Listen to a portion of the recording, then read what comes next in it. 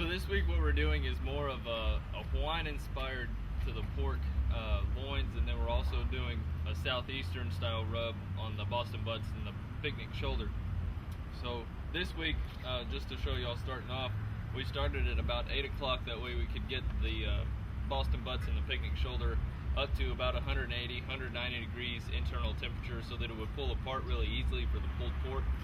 And then we're also starting the loins at that as well, because they're bone-in loins and it'll take longer for them to reach the internal temperature 160 on the loins than it did in the previous weeks whenever they were boneless.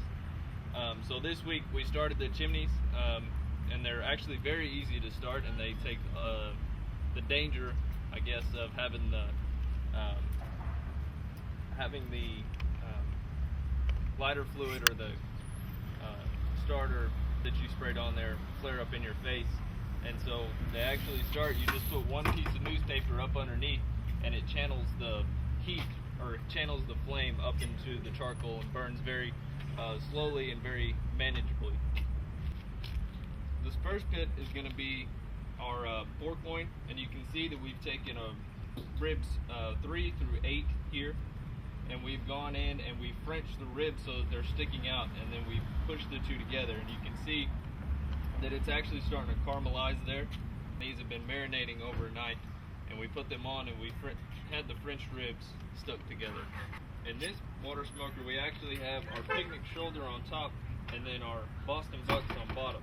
The Boston butts are rubbed with a mixture of chili powder, paprika, salt, pepper, onion powder, cayenne pepper, basically all the peppers that you can think of. They're both going to be made into pulled pork. What we're going to do here, since we have the ribs Frenched, we're going to actually lay these pineapple slices on the ribs themselves, and it kind of holds it up there.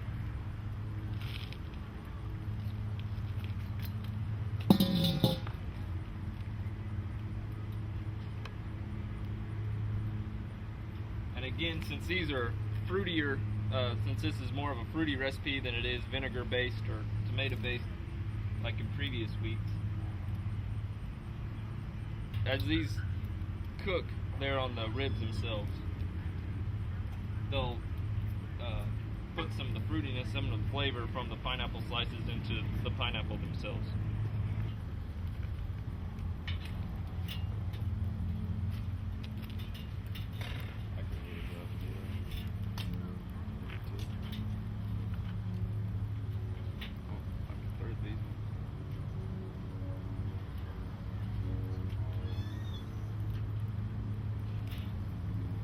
We're using the water smokers this week just because they seem to hold the temperature a lot better than the grills do, and also because we don't want any direct heat on these loins or on the Boston butts and picnic shoulder. The Boston butt and the picnic shoulder is fattier, less tender piece of meat in general, and so the water smoker actually works out better for those, having the addition of the water to the cooking process. We don't want the direct heat on the pork loins in general, so that's why we're using the water smoker for those as well. Our Boston butts today are rubbed with a combination of chili powder, brown sugar, comino, salt, regular white sugar, pepper, and cayenne pepper. And we're basting these with a vinegar sauce that's based with just apple cider vinegar, pepper, celery seed, salt, hot pepper, onion, and water.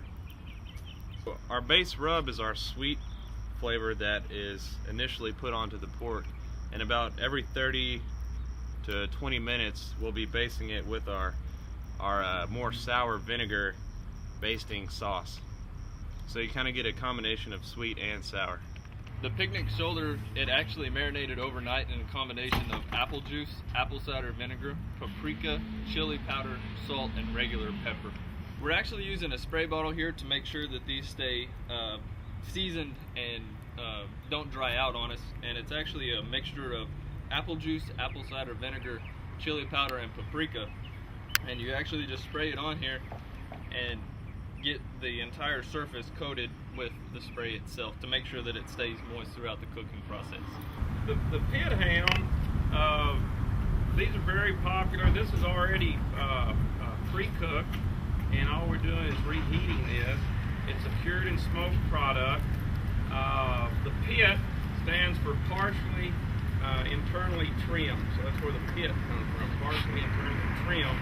So basically what you do, you take a bone-in ham, you trim the exterior fat, you trim out the interior fat, you go through a process of curing of where you're going to add water and salt and sugar, sodium nitrite and phosphate, and maybe some other type seasonings, and then you're going to put that ham back together. And what you'll notice on that, which is common with the pit hams, it's in a teardrop shape. And basically, when you stick those muscles down into the ham stocking, well, they droop down, and that's where you get your teardrop shape. And then also, if you're sitting there carving it on these carving racks, well, the narrow part goes down into the trimming rack, and then you can trim off the top portion.